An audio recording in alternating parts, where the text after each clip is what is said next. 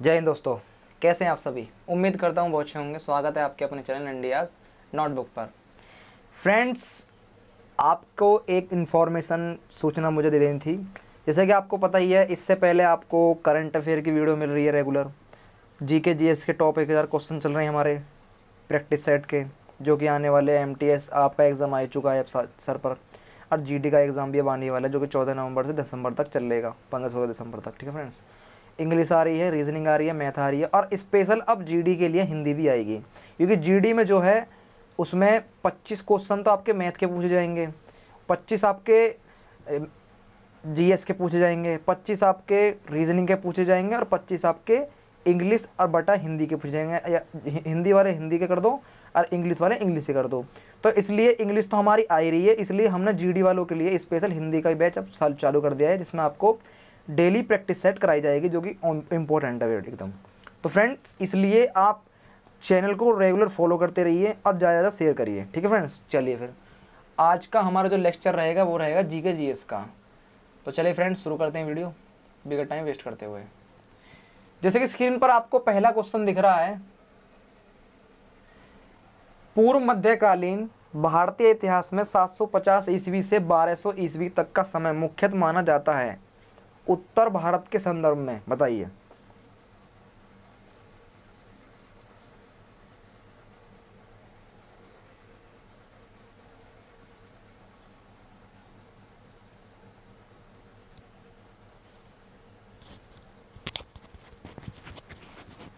इसका आपका आंसर हो जाएगा बी, यानी कि राजपूत काल। क्या माना जाएगा? राजपूत काल। क्योंकि राजपूत राजपूत शब्द संस्कृत के राजपूत का राजपुत्र का अपभ्रम है। सामान्यतः इसका अर्थ होता है राजा का पुत्र या शाही परिवार के किसी व्यक्ति का राजपुत्र। हर्ष की मृत्यु के बाद राजपुत्र या राजपूत या राजपुत्र शब्द का प्रयोग जाति के रूप में होने लगा। एजेंट टोड ने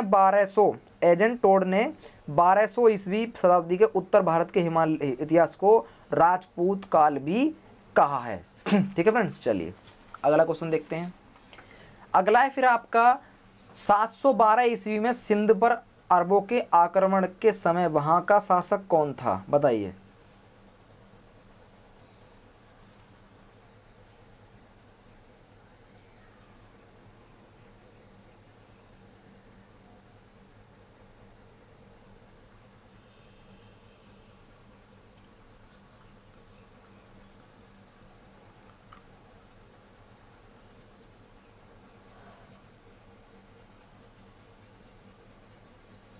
इसका आपका आंसर हो जाएगा ऑप्शन बी, यानी कि दाहिर। राजा दाहिर सिंध के सिंधी ब्राह्मण सेन गुर्जर राजवंश के अंतिम राजा थे। उनके समय में ही अरबों ने सर्वप्रथम सन 712 में भारत के सिंध पर आक्रमण किया था। मोहम्मद बिन कासिम मिशन 712 ईस्वी में सिंध पर आक्रमण किया था, जहां पर राजा दाहिर सेन ने उन्हें रोका और उनके साथ युद्ध लड़ा। उनका शासनकाल 663 से 700 ईस्वी, यानी कि 663 ईस्वी से 712 ईस्वी तक आपका चला। ठीक है, सिंध पर आक्रमण किया करता रहा। उन्होंने अपने शासन काल में अपने सिंध प्रांत को बहुत ही मजबूत बनाया, परंतु अपने राष्ट्र और देश की रक्षा के लिए उन्होंने उम्मेद शासन के जनरल मोहम्मद बिन कासिम की लड़ाई लड़ी और परंतु हार गए। 712 ईस्वी में उन्होंने सिंधु नदी के किनारे उनकी मौत हो गई। चलिए फ्रेंड्स, अगला क्वेश्चन देखते हैं फिर। अगला है आपका, सर्वप्रथम भारत में जंजिया कर लगाने का श्रेय सिंध के विजेता मोहम्मद बिन कासिम को दिया जाता है। उसने किस वर्ग को इस कार से पूर्ण मुक्त रखा है, बताइए।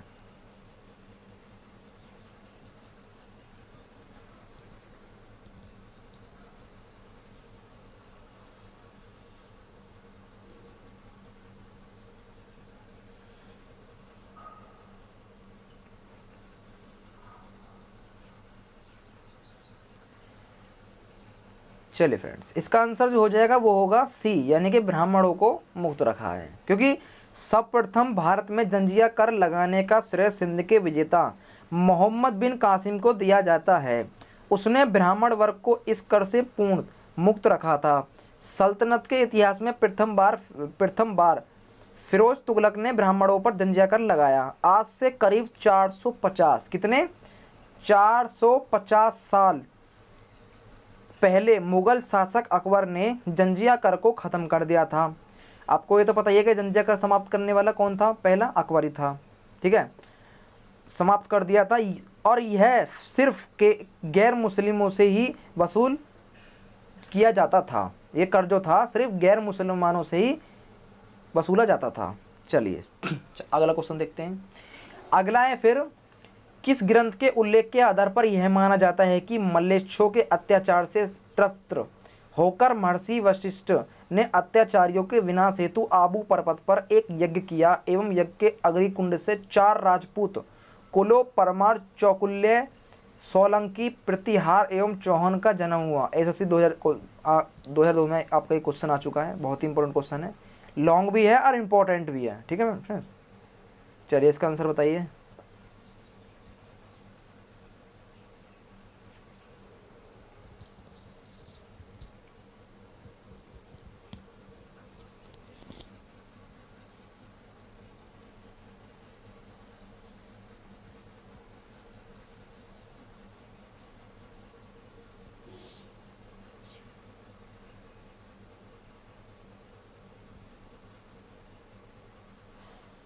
इसका आपका आंसर हो जाएगा ऑप्शन सी, यानी कि पृथ्वीराज रासो।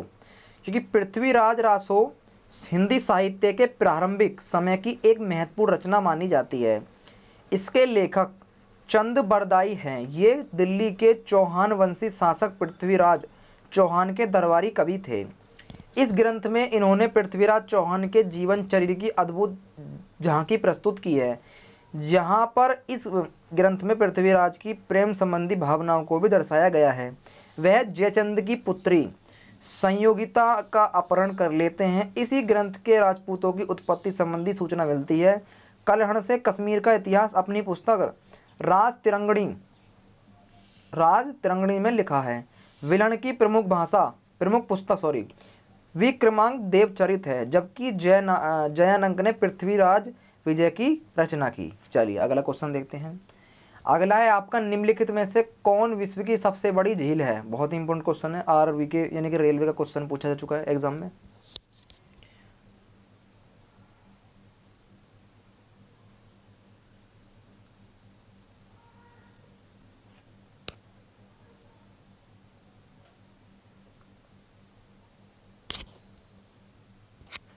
इसका आपका आंसर हो जाएगा ऑप्शन ए, यानी कि कैस्पियन सागर।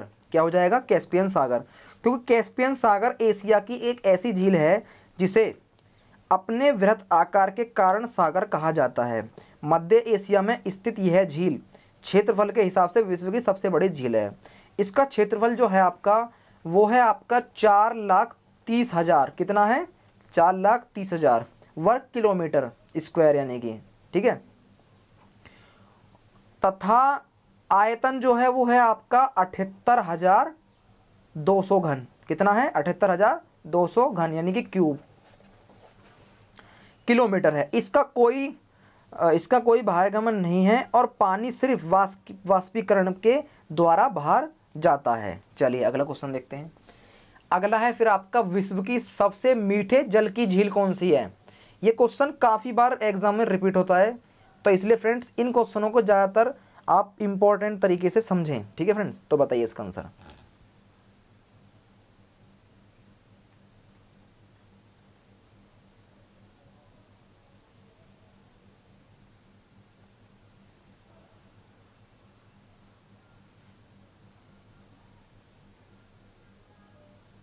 इसका जो आपका आंसर हो जाएगा वो होगा ऑप्शन बी, यानी कि सुपियर। क्या हो जाएगा, सुपियर।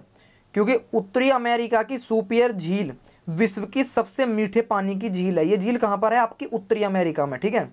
यानी कि हाँ, सुपियर झील कनाडा सर्रा अमेरिका की सीमा पर स्थित एक झील है। यह विशाल झीलों में से एक है। सुपियर झील के उत्तर में कनाडा का ओटारियो प्रांत और संयुक्त राज्य अमेरिका का मिनेसोटा राज्य है, और दक्षिण में विस्कॉन्सिन और मिशिगन राज्य है। चलिए अगला है फिर आपका, कौन सी विश्व की सर्वाधिक गहरी झील है, बताइए।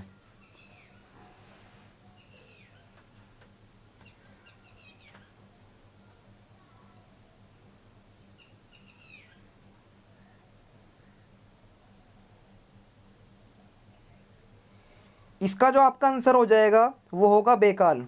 क्या होगा? बेकाल।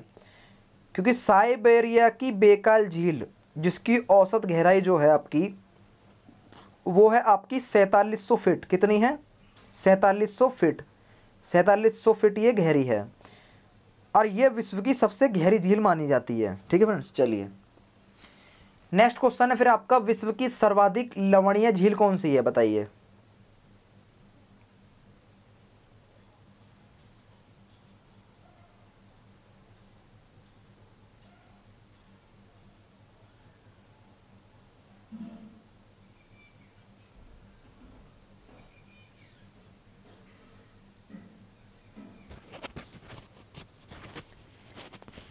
इसका जो आपका आंसर हो जाएगा वो होगा ऑप्शन सी, यानी कि वॉन झील। ठीक है, तुर्की की लेक वॉन लवणता जिस 338%, कितना? 338% विश्व की सर्वाधिक खारे पानी की झील है। मृत सागर की लवणता 243, कितनी? 243% है, जो वॉन लैंग के बाद दूसरे नंबर की खारे पानी की झील होती है। ठीक है फ्रेंड्स, चलिए अगला क्वेश्चन देखते हैं। अगला है फिर आपका, ल्यूमेन किसका मात्रक है, बताइए।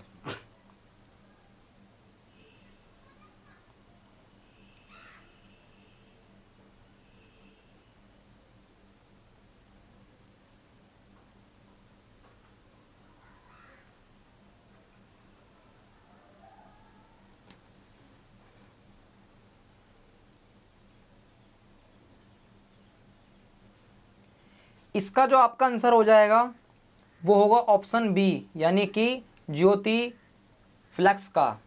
ज्योति फ्लक्स का ये मात्रक है, क्योंकि ज्योति फ्लक्स एक ऐसी राशि है जो किसी प्रकाश स्रोत की कुल द्युति चमक उत्पन्न करने की क्षमता को व्यक्त करती है। ज्योति फ्लक्स को एक स्वच्छ मात्रक ल्यूकेन में व्यक्त किया जाता है। ज्योति फ्लक्स एसआई का मात्रक है। किसका है? आपका एसआई का ये मात्रक है। चलिए अगला क्वेश्चन देखते हैं। अगला है फिर आपका, किस धातु में धातुई चमक पाई जाती है, बताइए फ्रेंड्स।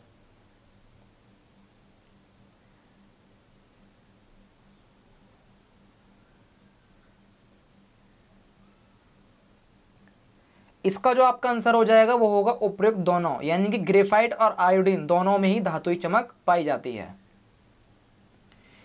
अगला है आपका, फूलों के संवर्धन के विज्ञान को क्या कहते हैं, बताइए।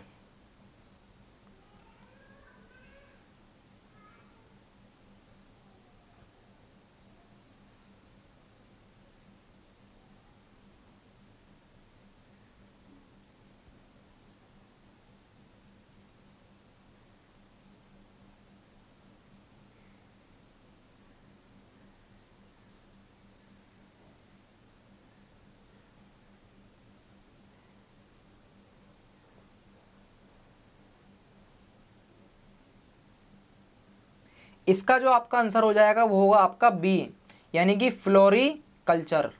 क्योंकि फ्लोरिकल्चर हॉर्टिकल्चर की एक शाखा है जिसमें फूलों की पैदावार, मार्केटिंग, कॉस्मेटिक और परफ्यूम इंडस्ट्री के अलावा फार्मास्यूटिक आदि शामिल है। चलिए अगला क्वेश्चन देखते हैं आपका, डेंट्रोलॉजी का संबंध किससे है, बताइए।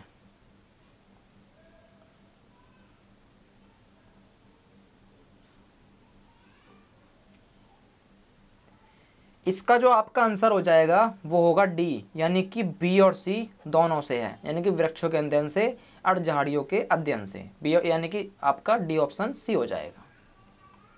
डी ऑप्शन सही हो जाएगा। ठीक है फ्रेंड्स, चलिए अगला क्वेश्चन देखते हैं। अगला क्वेश्चन है फिर आपका, संविधान सभा में किस देशी रियासत के प्रतिनिधि में भाग नहीं लिया था।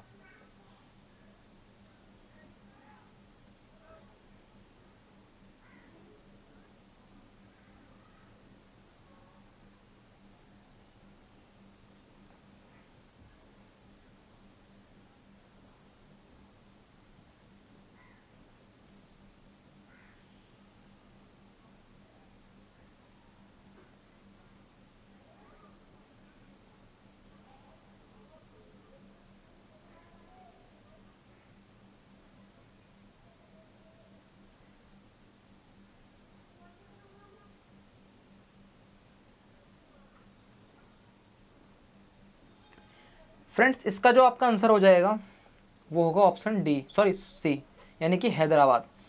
हैदराबाद एक ऐसी रियासत थी जिसके प्रतिनिधि संविधान सभा में सम्मिलित नहीं हुए थे।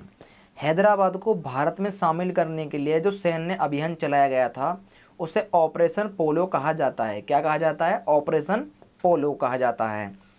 इस अभियान की जरूरत इसलिए पड़ी क्योंकि हैदराबाद के निजाम ने भारत में शामिल होने की बजाय स्वतंत्र रहने का फैसला किया था। ठीक है फ्रेंड्स, चलिए अगला क्वेश्चन देखते हैं। अगला है फिर आपका B.R. अम्बेडकर का संविधान सभा में निर्वाचन हुआ था, बताइए।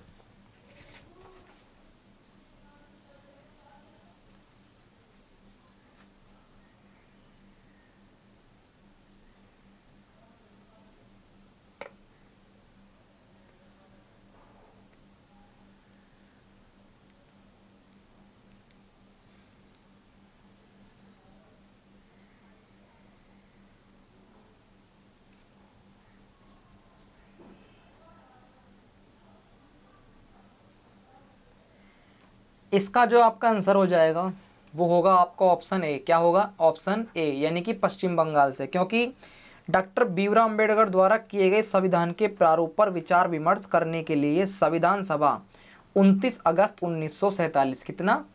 29 अगस्त 1947, ठीक है, को एक संकल्प पारित करके प्रारूप समिति का गठन किया गया तथा इसके अध्यक्ष के रूप में डॉक्टर भीमराव अम्बेडकर को चुना गया। संविधान सभा में अम्बेडकर का निर्वाचन पश्चिम बंगाल से हुआ था। ठीक है फ्रेंड्स, पश्चिम बंगाल से हुआ था इनका निर्वाचन। चलिए अगला क्वेश्चन देखते हैं। अगला क्वेश्चन है फिर आपका, मुस्लिम लीग ने किस कारण संविधान सभा का बहिष्कार किया, बताइए।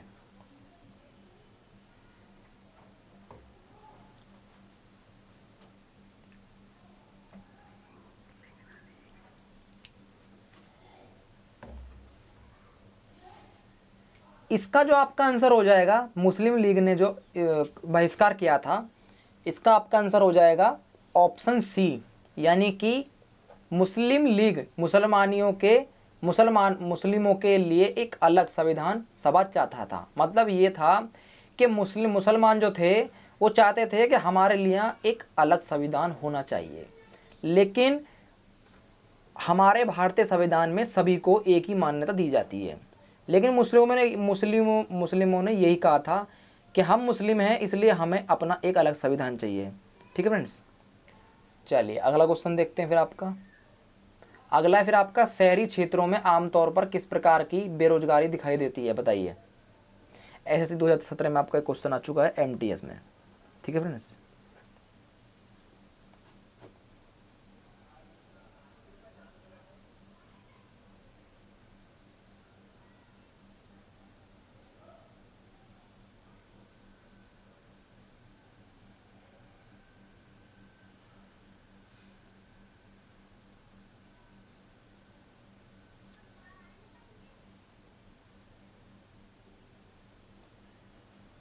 इसका जो आपका आंसर हो जाएगा वो होगा ऑप्शन ए, यानी कि शिक्षित बेरोजगारी। क्योंकि देश में शिक्षण संस्थानों जैसे विश्वविद्यालय, कॉलेज, स्कूलों आदि की संख्या में वृद्धि होने के कारण शिक्षित लोगों की संख्या में अत्यधिक वृद्धि हुई है, परंतु अपेक्षित कौशल का अभाव है। भारत में शिक्षा प्रणाली रोजगार परम नहीं बल्कि उपाधि पर डिग्री है, इसलिए शिक्षित लोग कई व्यवसायों के लिए अनुपयुक्त होते हैं। मतलब ये है, डिग्री प्राप्त करने के बावजूद भी उन्हें नौकरियां नहीं मिल पाती। जैसे कि फ्रेंड्स आपको पता ही है, आज के समय में सरकारी नौकरी पानी बहुत ही वो हो रही है मुश्किल।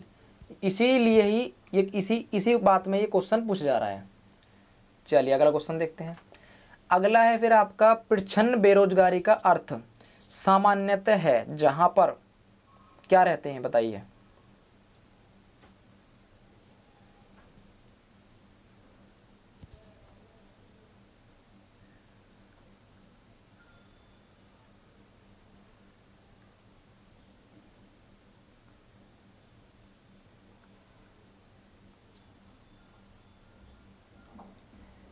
इसका आपका आंसर हो जाएगा ऑप्शन सी, यानी कि श्रम की सीमांत उत्पादकता शून्य है, क्योंकि स्थिति जहां लोग प्रत्यक्ष रूप से कार्य कर रहे हैं परंतु ये सब इनकी क्षमता से काम कर रहे हैं, कम काम कार्य कर रहे हैं। इसी प्रकार की अल्प बेरोजगारी को छिपी हुई सीमांत कहते हैं, क्योंकि यह उन लोगों की बेरोजगारी है जिनके पास कोई रोजगार नहीं है और बेकार बैठे हुए हैं।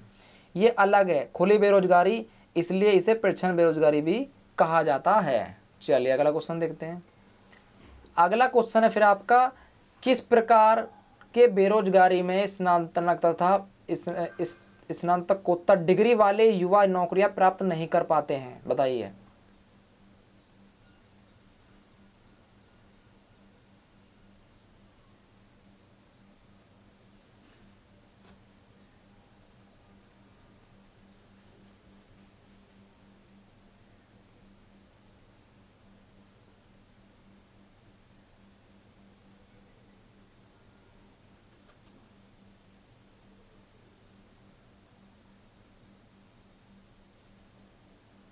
इसका आपका आंसर हो जाएगा ऑप्शन सी, यानी कि शैक्षिक बेरोजगारी, क्योंकि शिक्षित बेरोजगारी भारत की आर्थिक समस्याओं की प्रमुख समस्या है। यह स्थिति हमारे आर्थिक विकास में बाधक है। शिक्षित वर्ग में बेरोजगारी अलग किस्म की बेरोजगारी है, जैसे कोई भी व्यक्ति का वह स्नातक या कोई पढ़ाई कर लेता है और वह बेरोजगार हो जाते हैं, तो इसी स्थिति को शिक्षित बेरोजगारी कहा जाता है। चलिए अगला क्वेश्चन देखते हैं। हाथी मैराथन निम्नलिखित में से किस शहर में आयोजित होता है? एसएससी 2013 में आपका एक क्वेश्चन आ चुका है, बताइए।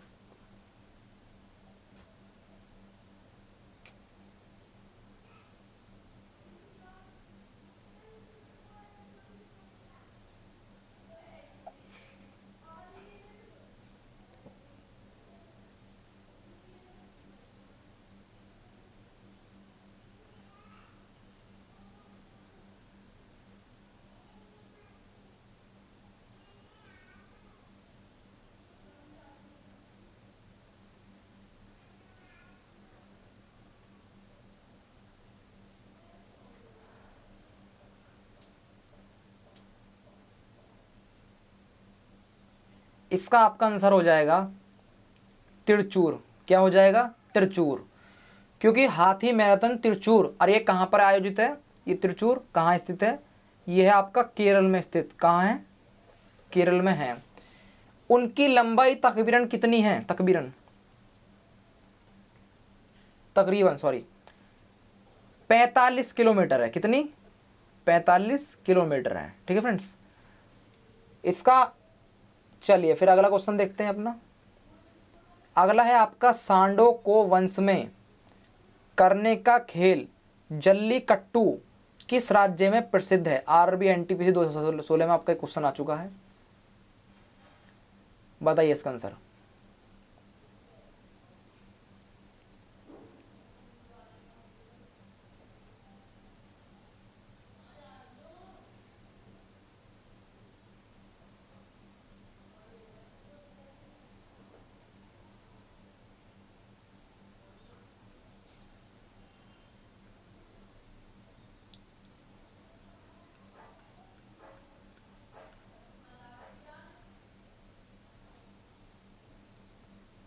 फ्रेंड्स, इसका आपका आंसर जो हो जाएगा वो होगा आपका तमिलनाडु। क्या होगा? तमिलनाडु। क्योंकि जल्लीकट्टू तमिलनाडु के ग्रामीण इलाकों का एक परंपरागत खेल है जो पोंगल त्योहारों पर आयोजित कराया जाता है और जिसमें बैलों से इंसानों की लड़ाई कराई जाती है, यानी कि सांडों से जो है इंसानों की लड़ाई कराई जाती है। जल्लीकट्टू को तमिलनाडु के गौरव तथा संस्कृति का प्रतीक कहा जाता है। ये 2000 साल पुराना खेल है। कितना? अपने मायने में 2000 साल पुराना बहुत ही कॉमन होता है। ठीक है, 2000 साल पुराना बहुत ही पुराना खेल है। ठीक है, जो उनकी संस्कृति से जुड़ा है। जानवरों की सुरक्षा करने वाली संस्था पेटा इस मामले को सुप्रीम कोर्ट में ले गई। अदालत ने 2014 में इस खेल पर पाबंदी लगाने का फैसला सुनाया, यानी कि ये खेल जो था ये इंसानों के समझ से परे था, इसलिए 2014 में इस खेल पर पाबंदी लगा दी गई। चलिए अगला क्वेश्चन है आपका, आईसी पर किसकी परत होती है? बताइए।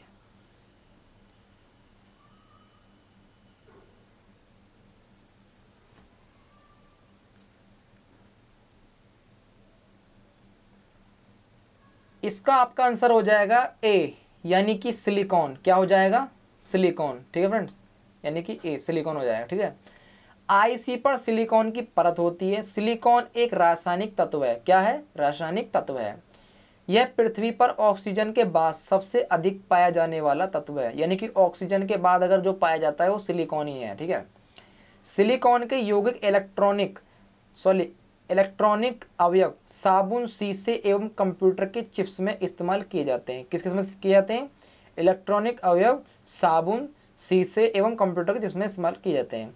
सिलिकॉन की जो खोज हुई थी आपकी, ये हुई थी आपके 1824 ईस्वी में। कब हुई थी? 1824 ईस्वी में। स्वीडन के रासायनिक शास्त्री जॉन्स जकब, किसके द्वारा हुई थी? मैं लिख के दिखा देता हूँ, जॉन्स जकब, इनके द्वारा ये खोज हुई थी। ये स्वीडन के रसायन शास्त्री थे, बर्जेलियम ने की थी। पूरा नाम है इनका जॉन्स जकब बर्जेलियस।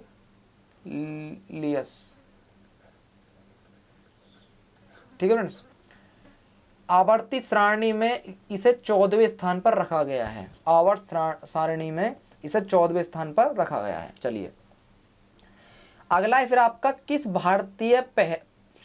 पहली भारतीय कंपनी को नासडॉक में सूचीबद्ध किया गया है? बताइए।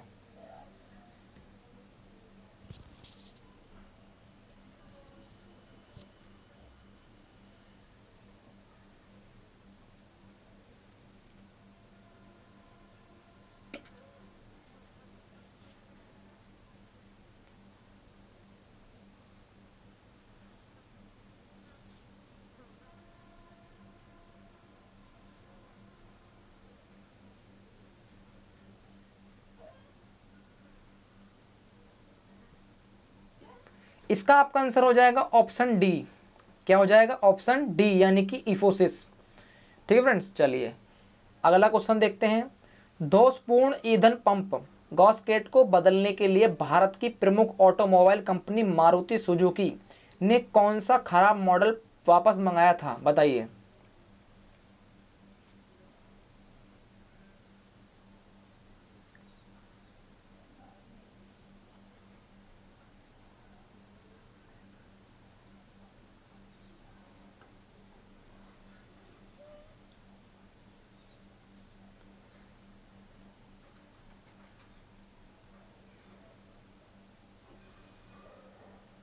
इसका आपका आंसर हो जाएगा ऑप्शन बी। क्या हो जाएगा? ऑप्शन बी, यानी कि मारुति ए स्टार मॉडल को वापस मंगाया था।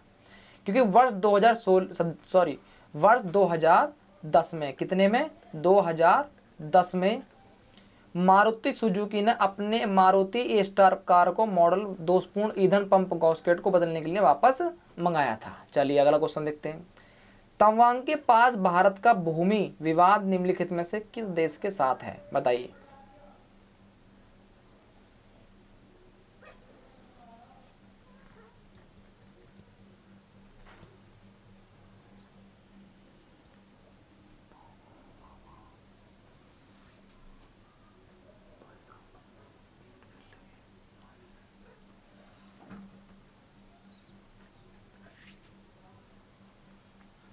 फ्रेंड्स, इसका जो आपका आंसर हो जाएगा वो होगा आपका चीन। क्या होगा?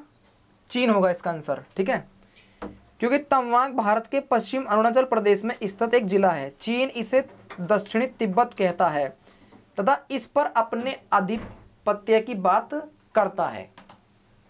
चलिए अगला क्वेश्चन देख लेते हैं फिर अपना आज का लास्ट क्वेश्चन।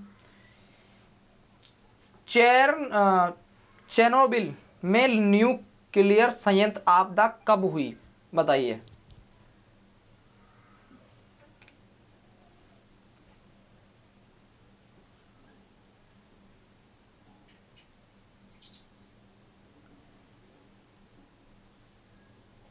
इसका आपका आंसर हो जाएगा ऑप्शन सी, यानी कि वर्ष 1986 में 26 अप्रैल 1986 को चेरनोबिल पावर प्लांट यूक्रेन में आपदा हुई। इस घटना में कम से भी कम 5 लाख कर्मचारी प्रभावित हुए। कितने? 5 लाख, यानी कि 500 के आपके कर्मचारी प्रभावित हुए। ठीक है, चलिए फ्रेंड्स, आज का ही हमारा लास्ट क्वेश्चन था और ये हमारा सेट नंबर 13 था। अगर इससे पहले आपने 12 सेट वॉच नहीं किए हैं तो पहले आप उन्हें वॉच करिए, आपको काफ़ी बेनिफिट मिलेगा, जो कि आपके एसएससी एमटीएस और जीडी के लिए बहुत ही इंपॉर्टेंट है फ्रेंड्स। चलिए ठीक है फ्रेंड्स, तो मिलते हैं फ्रेंड्स अगली वीडियो में। अगर आपको वीडियो पसंद आई हो तो लाइक करें, अपने दोस्तों के साथ ज़्यादा ज़्यादा शेयर करें ताकि उन तक भी ये वीडियो पहुंच सके और वो भी अपना कम टाइम में अपना इन वीडियो को देख के अपना एग्जाम की प्रिपरेशन अच्छी तरीके से कर सकें। तो मिलते हैं फ्रेंड्स, और चैनल को सब्सक्राइब करना बिल्कुल ना भूलें फ्रेंड्स। ठीक है फ्रेंड्स, चलिए फ्रेंड्स फिर मिलते हैं अगली वीडियो में आपसे, तब तक के लिए जय हिंद।